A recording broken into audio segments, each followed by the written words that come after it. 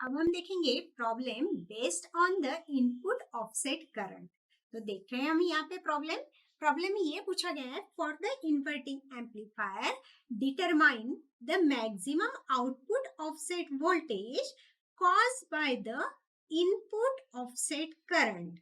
और ओपैम जो टाइप है, ओपैम is a type of 741 IC. तो यहाँ पे प्रॉब्लम हमें ये गिवन है कि डिटरमाइन करना है हमें maximum output offset voltage. Maximum output offset voltage determine करना है जो cause by the input offset current है। तो इनपुट ऑफसेट करंट की वजह से जो कॉज करता है उसके रिलेटेड हमें यहाँ पे आउटपुट ऑफसेट वोल्टेज कैलकुलेट करना है। और ओपैम्प आईसी का टाइप हम यहाँ पे ले रहे हैं 741C ओपैम्प आईसी। तो यहाँ पे आप देख रहे हैं कि यहाँ पे ये डायग्राम गिवन है प्रॉब्लम के साथ। तो उसमें R1 हमें दिया है 1 किलो ओम और RF जो है वो गिवन है यहाँ पे 100 किलो ओम और ROM जो है वो 1K का पॉट यहाँ पे दिया है। ROM जो दिया है वो 1K का यहाँ पे पॉट यहाँ पे दिया हुआ है। तो इस तरह RL लोड रेजिस्टेंस दिया है और VCC हमें 15 वोल्ट यहाँ पे गिवन है। तो हम कैलकुलेट करते हैं output offset voltage in respect to the input offset current. तो देखते हैं यहाँ पे सॉल्यूशन। इसका सॉल्यूशन इज, यहाँ पे जब भी हम output offset voltage in terms of input offset current की बात करते हैं तो 741 आईसी के लिए जो इनपुट ऑफसेट करंट रहता है वो ऑलवेज रहता है 200 nano ampere maximum. 200 nano ampere जो है मैक्सिमम रहता है input offset current for the 741C op-amp IC के लिए।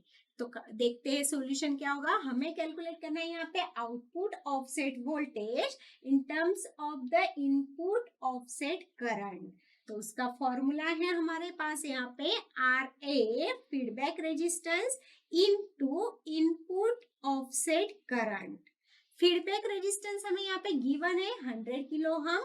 तो हम इस फॉर्मूले में उसकी वैल्यू पुट कर देंगे 100 into 10⁻³ 100 kilo ohm multiply by input offset जो करंट रहता है वो 741C ओपैम्प के लिए रहता है 200 नैनो एम्पियर मैक्सिमम। तो उसके लिए वैल्यू ले लेंगे हम 200 इंटू 10⁻⁹ एम्पियर। इसको हम सॉल्व कर लेंगे तो हमें मिल जाएगा आउटपुट ऑफसेट वोल्टेज। तो देखते हैं हम सॉल्व करते हैं। तो ये मिल गया हमें सॉल्व करके 20 मिलीवोल्ट डीसी।